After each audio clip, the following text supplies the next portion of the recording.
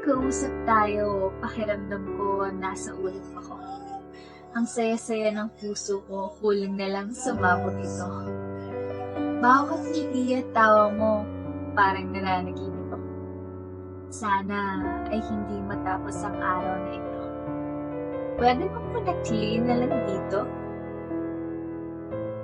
Ngunit, hindi ako pinagbigyan ng mundo.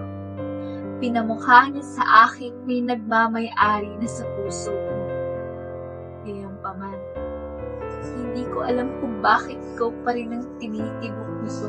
Kahit na paulit-ulit itong nasasaktan ng dahil sa'yo, patuloy pa rin itong binabanggit ang pangalan mo.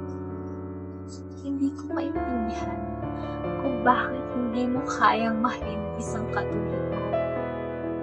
Lahat naman ay kayang gawin at ibigay sa'yo. Ano pa bang hihilingin mo? Hanggang panakibutas na lang ba ako? Sa tuwing mag-aaway kayo, ako ang takbuhan mo. Sa tuwing umiiyak ka lang dahil sa kanya, ako ang nagpupunas ng luha mo. Isang tawag mo lang, andyan agad ako sa tabi mo. Kaya kong iwan ang lahat, makarating lang agad sa'yo, ngunit isang tawag lang niya. Handa kang iwan ako, na parang wala akong halaga sa'yo. Pero para sa akin, sobrang importante mo. Ikaw pa ang una sa listahan ko. Alam ko, kaibigan lang ang tingin mo sa isang tulad ko. Ako lang naman itong nakuha sa'yo. Una pa lang, alam kong wala akong lugar sa puso mo.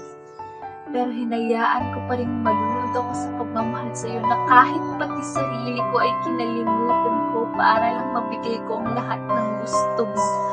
Kahit ang kapalit ko ay ang paulit-ulit na pagkadurog ko. Bakit ba umaasa pa rin ako na mapapansin mo ang nararamdaman ko? Ganun na ba talaga ako ka-desperatong mahal mo?